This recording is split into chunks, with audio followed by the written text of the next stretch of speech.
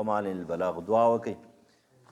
دې مردګانو ته دعا وکړئ پروردګاره خان الله وبخښې بخشش نصیب کړي قبر د عذاب و جهنم د عذاب نه بچ کړي جنت فردوس نصیب کړي د رحم او د کرم معامله ورسره وکړي ستا بنده دی عاجز دی تعالی درغلی دی الہ العالمین په رحم په لپیټ کې واخلې قبر منور کې قبر کلاو کې او زمونږ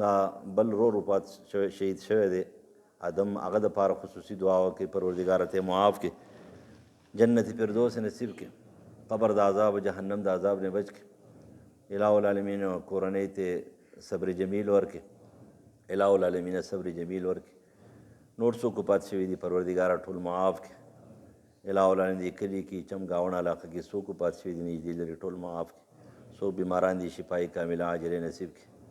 شرعي عجاز ضروریات هم سرته ورسي مرضونو آفتونو مصیبتونو غمونو محفوظ کړي د فتنو پرېده ورکړي زموږ حفاظت وکړي زموږ د ایمان زموږ د اعمالو زموږ د کورونو زموږ د کشرانو مشرانو د بچو د نارینهو د زنانو ته محافظ ناصر شي اللهم رب تړمي اوښکې تویوي در پسې ژاړې خړ مزار ته دې راځي در پسې ژاړې خړ مزار ته دې راځي در پسې ژاړې ستا د یاد قصې پاتې لا پر زړه دې ستا د یاد قصې پاتې لا پر زړه دې چې هر ځل دې یادوي در پسې ژاړې خړ مزار ته دې راځي در پسې ژاړې خړ مزار ته دې راځي در پسې ژاړې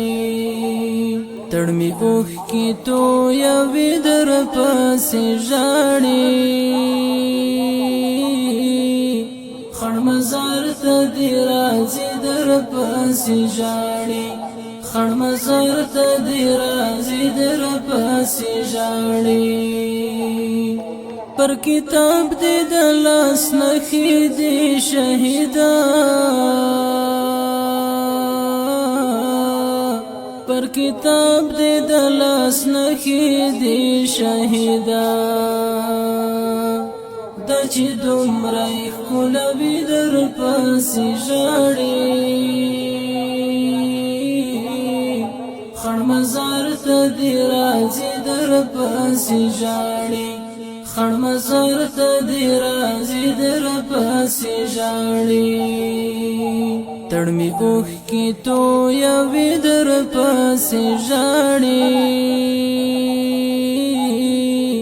خړ مزار ته دې راځي در پسې ژاړې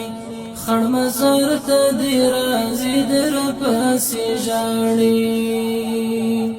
ستا د پښو خاپونه پاتې و پر لاره ستا د پښو خاپونه پاتې و پر لاره ځکه بیا آهونه کړي در پسې ژاړې خړ مزار ته دې راځي در پسې ژاړې خړ مزار ته دې راځي در پسې ژاړې تړمي اوښکې تویوي در پسې ژاړې خړ مزار ته دې راځي در پسې ژاړې خړ مزار ته دې راځي در پسې ژاړې چې پر قبر دې لیکلی تنکی ځوان و چې پر قبر دې لیکلی تنکی ځوان و چې هر څوک یې وویني در پسې ژاړې خړ مزار ته دې راځي در پسې ژاړې خړ مزار ته دې راځي در پسې ژاړې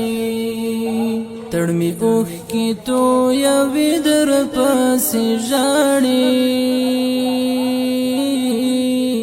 خړ مزار ته دې راځي در ورپسې ژاړي خړ مزار ته